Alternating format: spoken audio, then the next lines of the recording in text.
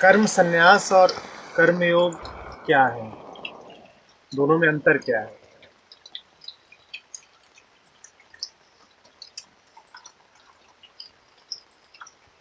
आम तौर पे हम जिसे कर्म कहते हैं वो कैसे होता है?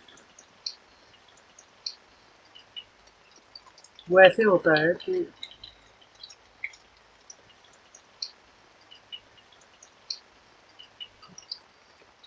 जैविक रूप से हम्म,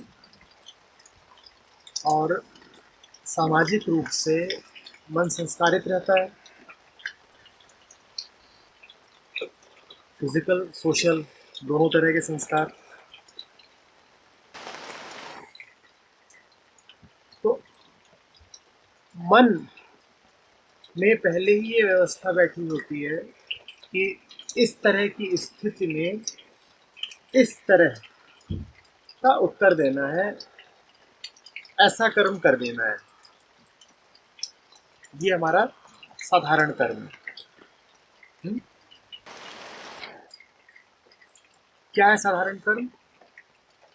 बाहर एक स्थिति है और मन के पास पहले ही एक ढांचा तैयार है कि इस स्थिति का ऐसे उत्तर देना है,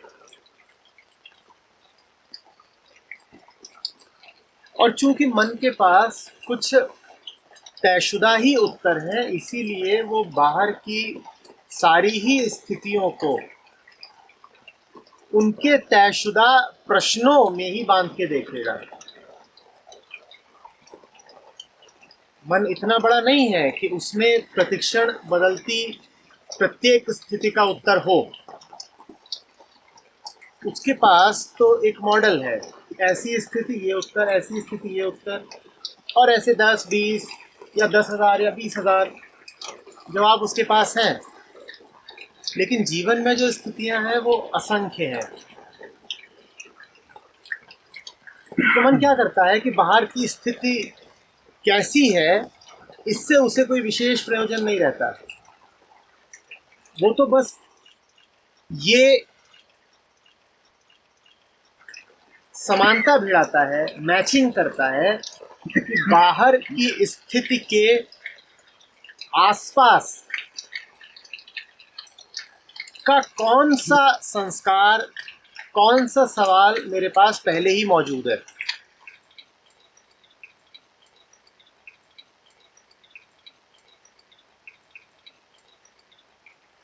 और उत्तर दे देता है। दो घटनाएं अब यहां पर घट रही हैं। पहला, उत्तर समझ से नहीं आ रहा है, उत्तर आत्मा से नहीं आ रहा है।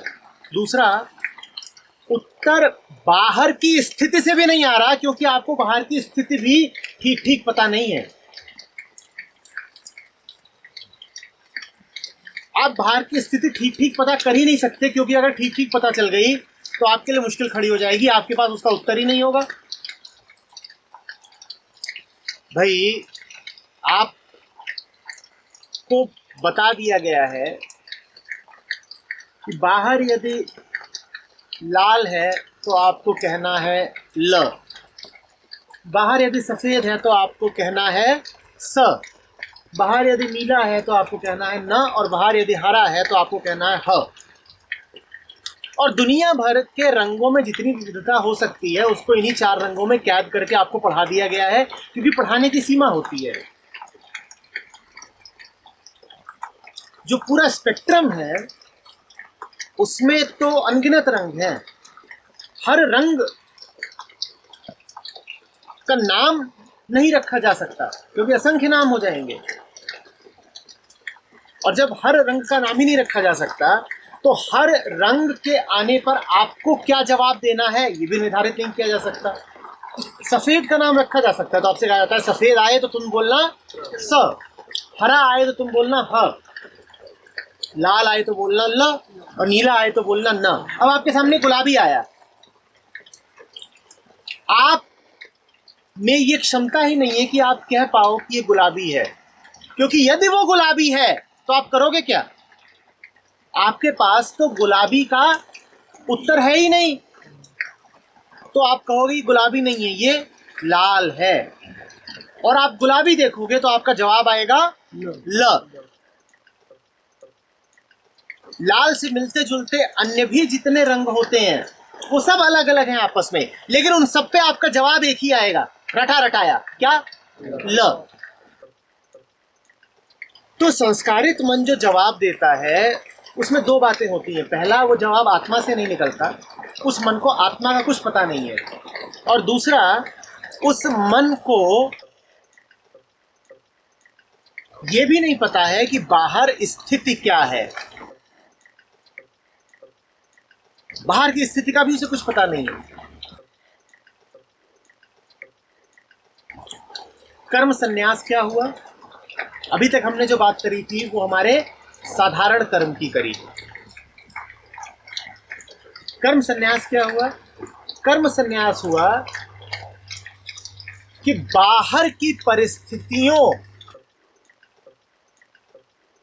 से संस्कारित नहीं होऊंगा, मेरे द्वारा उठता हुआ प्रत्येक कर्म आत्मा से उठेगा। ये कर्म संन्यास है।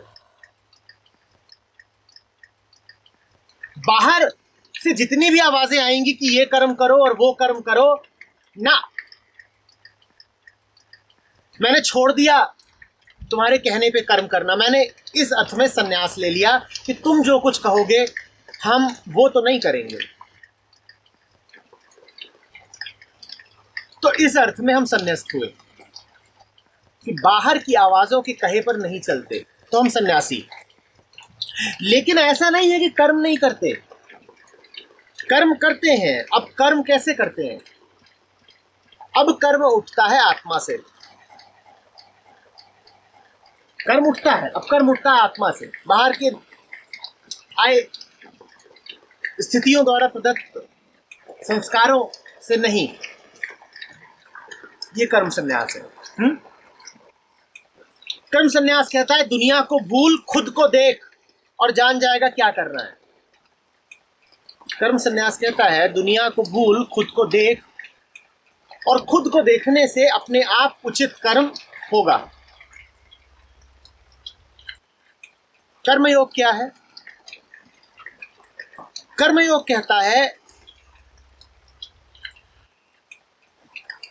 आत्मा का तुझे कुछ पता नहीं, तू तो ध्यान से बस देख कि स्थितियां क्या हैं।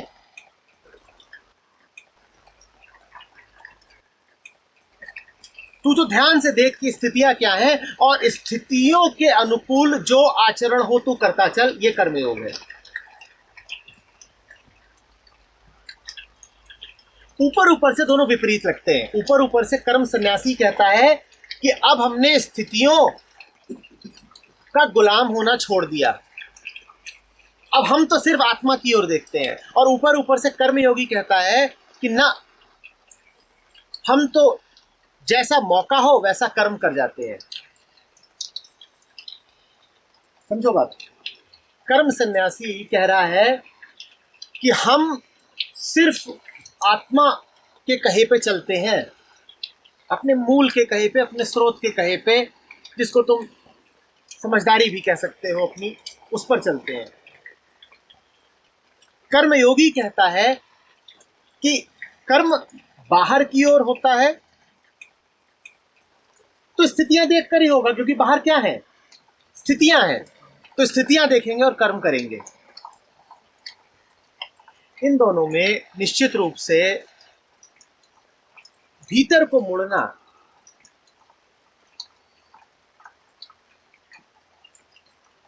थोड़ा ज्यादा कठिन है, क्योंकि मन का स्वभाव है बाहर को जाना।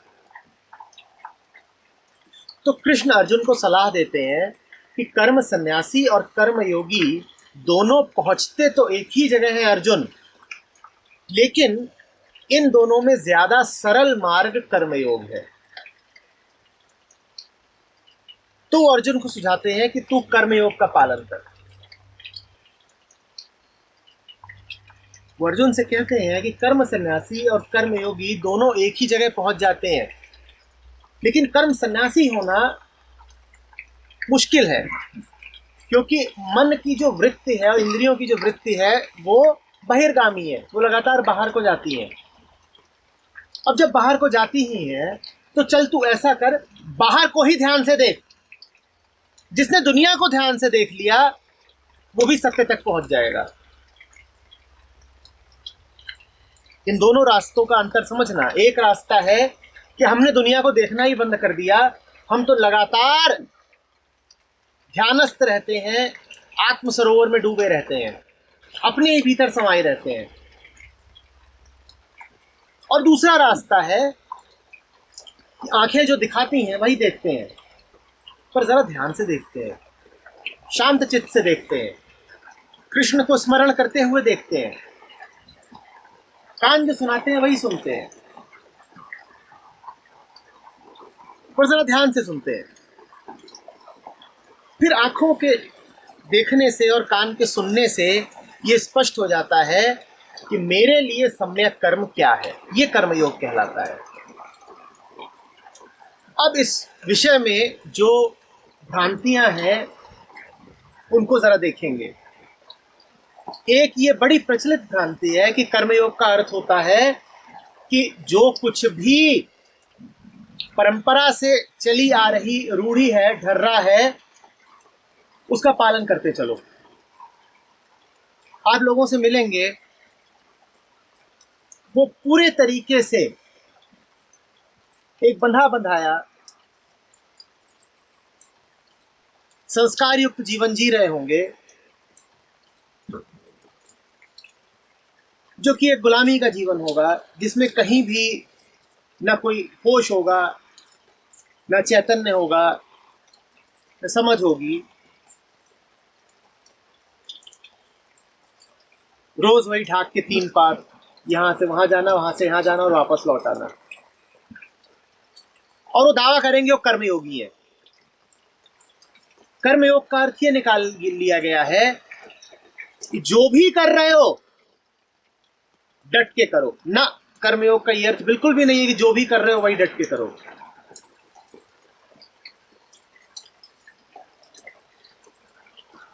कृष्ण भी एक स्थान पर कहते हैं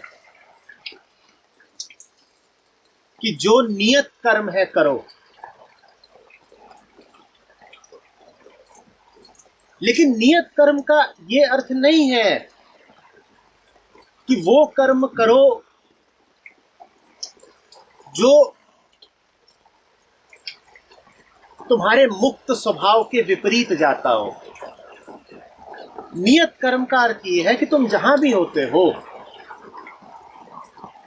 जीव रूप में, तुमसे बाहर कुछ परिस्थितियां होती हैं, वो परिस्थितियां तुम्हारे द्वारा निर्धारित नहीं है और तुम्हारे बस की नहीं है। उन परिस्थितियों को नियति कहते हैं। याद रखिएगा, नियति हमेशा आपसे बाहर की है, आपके भीतर कोई नियति नहीं चलती। बाहर होती है नियति और भीतर होती है मुक्ति। जिसने नियति को भीतर बैठा लिया वो तो बड़ा गहरा गुलाम हो गया।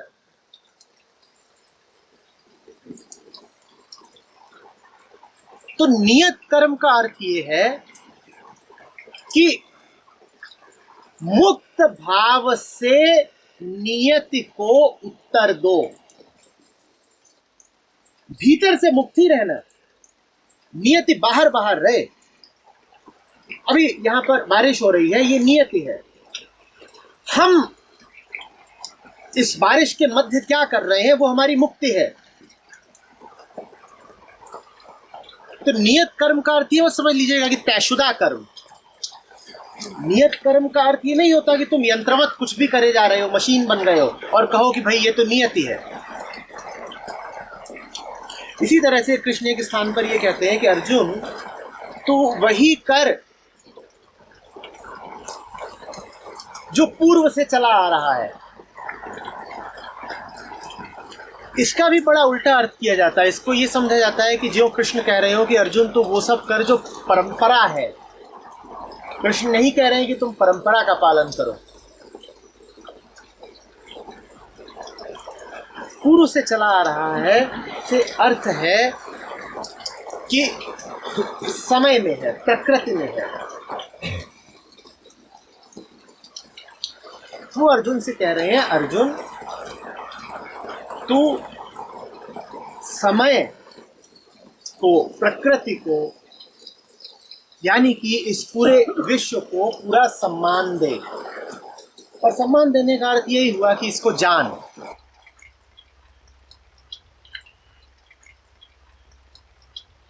बात समझ में आ रही है? कर्म योग यंत्रवाद नहीं है। कर्मयोग का ये अर्थ नहीं है कि तुम अगर मूर्खतापूर्ण कृत्य कर रहे हो तो उसी को लग करके करते रहो। चाहे कर्म संन्यास हो, चाहे कर्म योग हो, दोनों के केंद्र में कृष्ण हैं।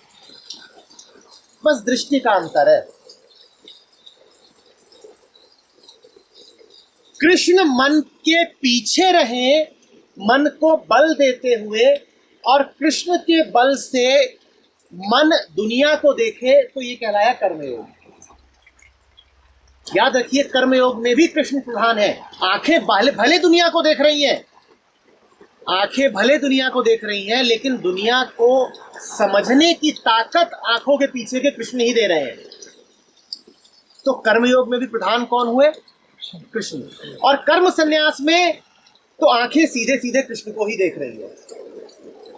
मन भीतर को ही मुड़ गया है, वहां कृष्ण को ही देख रहा है। दोनों के केंद्र में कृष्ण ही बैठे हैं। न कर्म संन्यास में, न कर्म योग में किसी भी प्रकार की दासता के लिए या मूढ़ता के लिए कोई जगह है। दोनों में ही मूल है।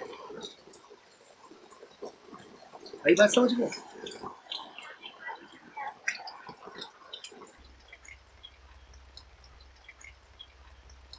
मीरा जहां पर है वहां पर कर्म संन्यास, कर्मयोग सब एक हो जाते हैं। कर्म संन्यास में हम कहते हैं अंदर का कृष्ण, कर्मयोग में हम कहते हैं बाहर की दुनिया और भीतर का कृष्ण। मीरा के लिए अंदर बाहर दोनों कृष्ण।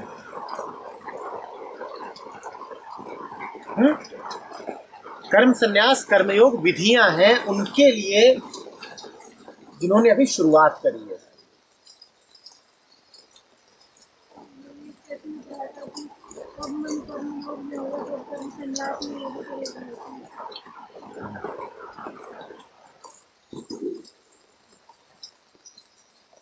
ये कोई तय करने की बात नहीं है।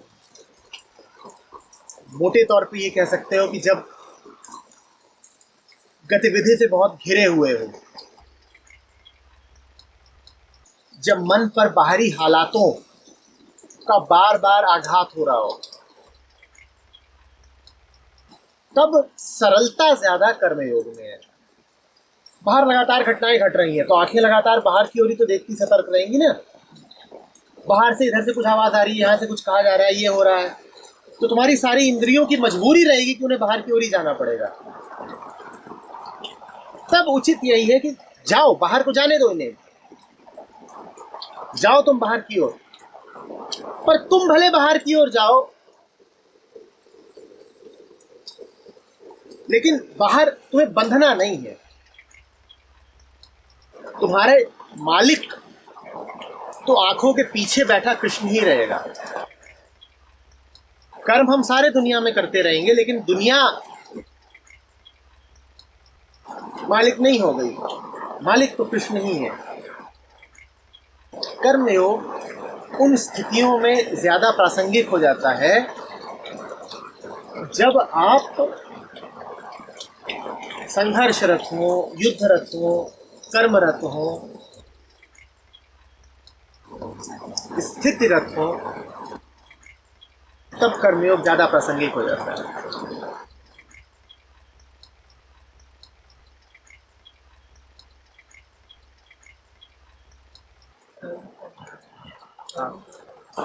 कर्म कैसे होता है?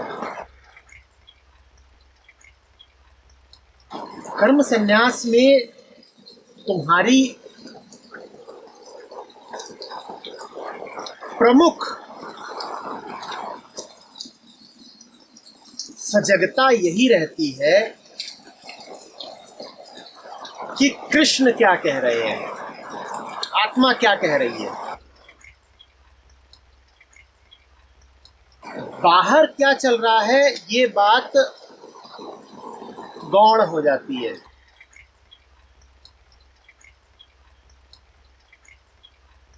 तो अब भीतर से आवाज उठ रही है कि ये करो, तो तुम कर डालते हो। हाँ, उसमें भी ये तुम्हें देखना होगा कि जब बात करने की आती है तो करने के उपकरण तो तुम खुद ही हो ना। तुम्हारी ही ऊर्जा से होगा, तुम्हारे ही हाथ पांव से होगा, तुम्हारे ही मन से विचारा जाएगा। तो वहां पर भी परिस्थितियों का काम तो है ही है।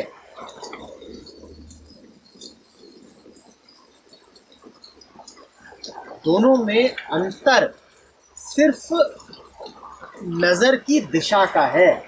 कर्म सन्यासी लगातार भीतर की ओर देख रहा है, कर्म योगी लगातार बाहर की ओर देख रहा है।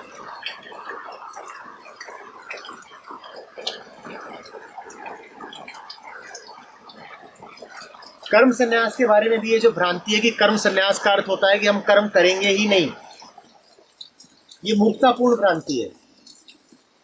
कर्म सन्यास का अर्थ होता है कि हम अब तक जो करते आ रहे थे वो नहीं करेंगे, हम अब तक जिन ढर्रों पे चलते आ रहे थे उन पर नहीं चलेंगे। कर्म सन्यास का अर्थ ये नहीं होता कि हमने सारे कर्म छोड़ दिए। साफ साफ कहते हैं अर्जुन को कि कर्म छोड़ना तेरे क्या अर्जुन, किसी के बस की नहीं है। जब तक तुम जीव हो तब तक प्रकृति के गुण अपना काम करते रहेंगे। तुम एक क्षण भी बिना कर्म किए नहीं रह सकते।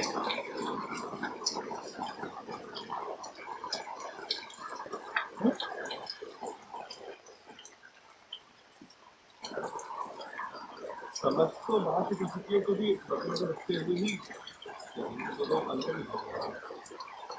देखो,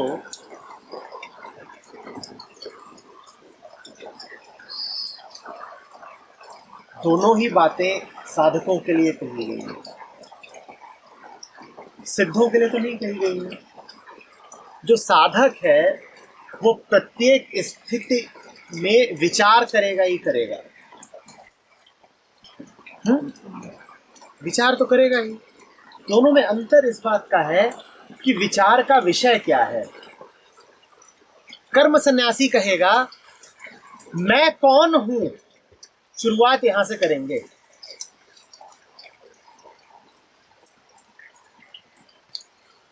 और कर्म योगी कहेगा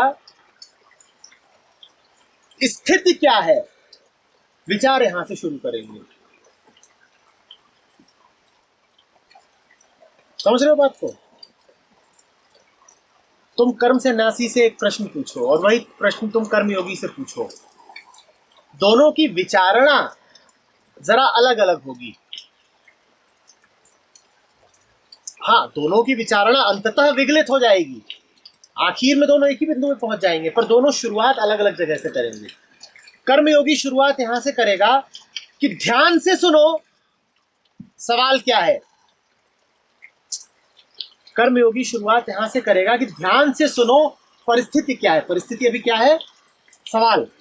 तो कर्मयोगी कहेगा ध्यान से सुनो सवाल क्या है। और कर्म सन्यासी के सामने जब सवाल आएगा तो वो कहेगा उत्तर देने से पहले जरा सोचूं कि उत्तर देने वाला कौन।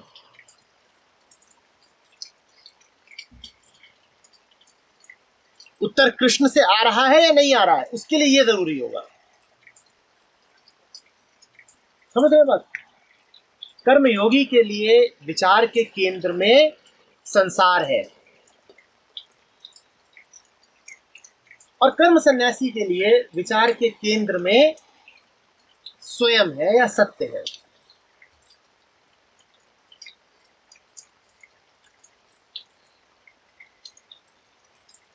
अंततः दोनों भीतर की तरफ ही जा रहे हैं।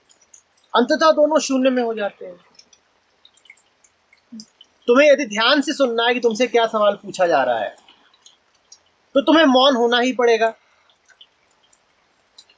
और तुम्हें ये जान के जवाब देना है कि जवाब देने वाला कौन है, तुम कौन हो, तो भी तुम्हें मौन होना ही पड़ेगा। दुनिया को जानना है तो भी तुम्हें वहीं पहुंचना पड़ेगा जहां तुम्हें खुद को जानने के लिए पहुंचना पड़ता है। समझ रहे हो कि नहीं? तो इसलिए अंततः दोनों एक हैं, और कृष्ण अर्जुन से यही कहते हैं कि कर्म संन्यास और कर्मयोग दोनों का फल एक ही होता है, लेकिन सरल, सुगम, आसान ज्यादा कर्मयोग है तेरे लिए अर्जुन। लेकिन एक बात और समझना,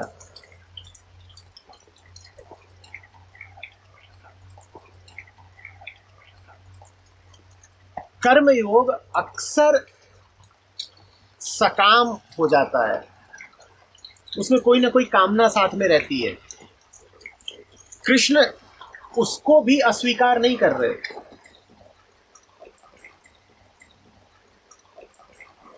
कृष्ण की देशना में सकाम कर्मयोग के लिए भी जगह है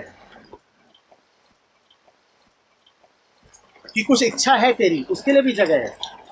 और उसको वो कहते हैं कि ऐसे लोग आनंद में, स्वर्ग में पहुंचते हैं, पर उनका पुनर्जन्म हो जाता है, वो लौट आते हैं। बात को समझना।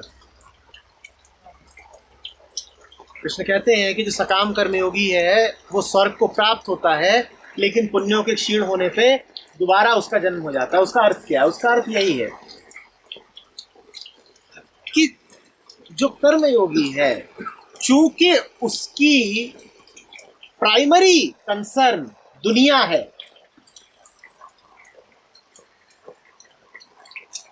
इसीलिए उसका रास्ता आसान तो है, पर उसका रास्ता लंबा बहुत है।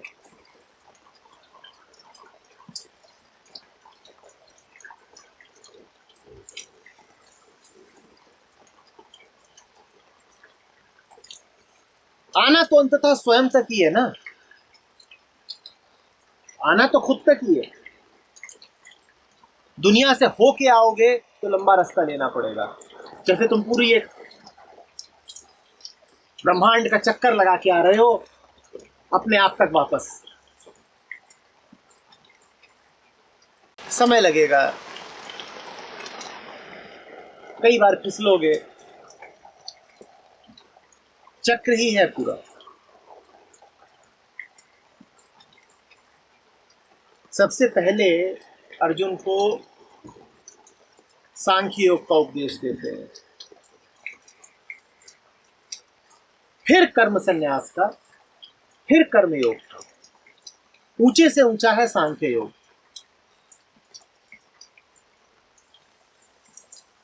सबसे पहले तो उससे वो बात कहते हैं जो अति सूक्ष्म और गूढ़ है,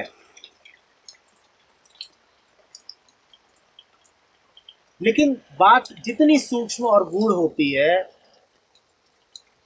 वो एक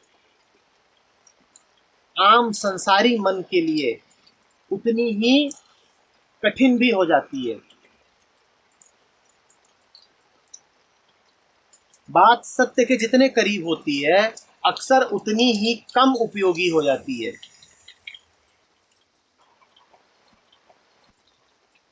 तो सांख्य योग पहले देते हैं कि सबसे अच्छा हो यदि बात इसी से बन जाए, बात नहीं बनती।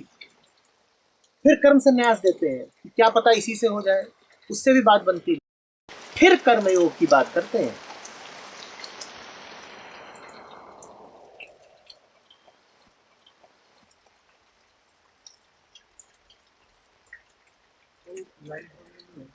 बात जितनी सी होती है उतनी ही कम उपयोगी हो जाती है। उपयोग करने वाले आप हैं ना, तो बात जितनी महीन होगी उसको उपयोग करना उतना ही महीन मन के लिए ही संभव हो पाएगा।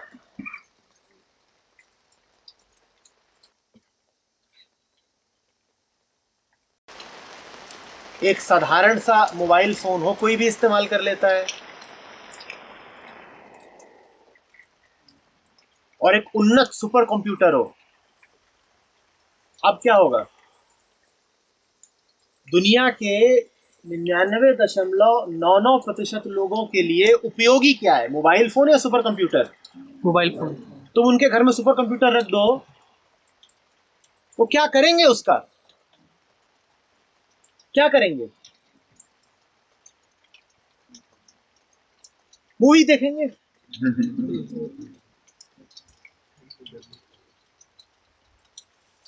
बात जितनी महीन होती है उतनी ही कम उपयोगी होती जाती है।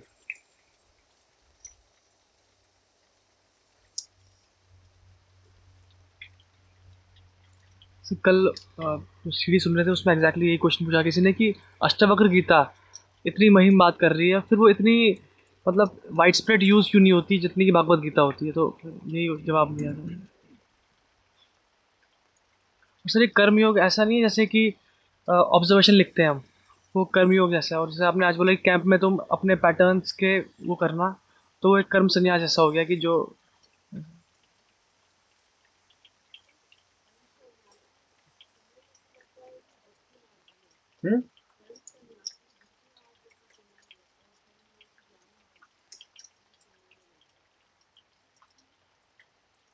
देखिए, भक्ति की एक मूल उपाधि होती है अपने आराध्य को एक आकार देना, एक मूर्त रूप देना। कर्म संन्यास में ऐसा कुछ नहीं होता है।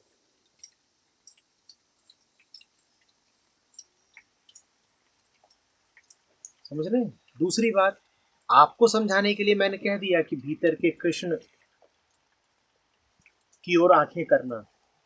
कर्म सन्यासी वास्तव में भीतर की किसी मूर्ति की ओर आंखें नहीं करता।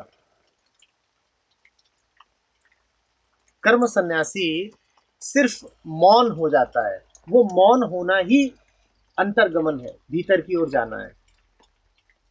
कर्म सन्यासी बाहर के जितने प्रभाव हैं उनसे कट करके, उस सारे शोर से अपने आप को अलग करके मौन हो जाता है। वो ऐसा नहीं करता कि विशेषतया उसने कोई कृष्ण का आदर्श बनाया है और उसके समक्ष भक्ति कर रहा हो, ऐसा नहीं करता।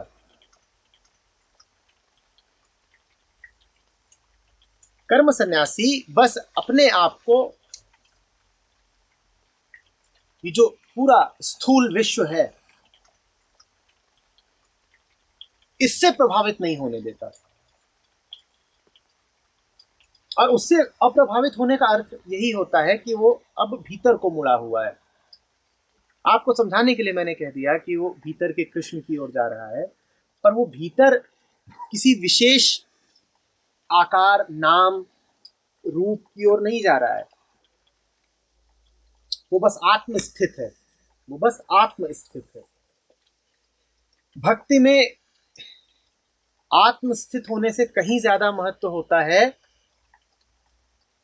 किसी दूसरे का, आत्म का नहीं, किसी दूसरे का। वो दूसरा कृष्ण कहलाता है। वो दूसरा ही साफ, स्वच्छ, धवल और असली कहलाता है। भक्ति में आप कहते हो मैं कुछ नहीं, ये जो दूसरा है यही सब कुछ है, यही प्रमुख है। कर्म संन्यास में दूसरा कोई नहीं है, बल्कि कर्म संन्यास में तो दूसरे जितने थे आपने उन सबको रवाना कर दिया है। तुम जाओ, हमें तुमसे कोई मतलब नहीं, हम अपने साथ हैं। कहा था ना मैंने, आत्म सरोवर में स्नान, अपने साथ।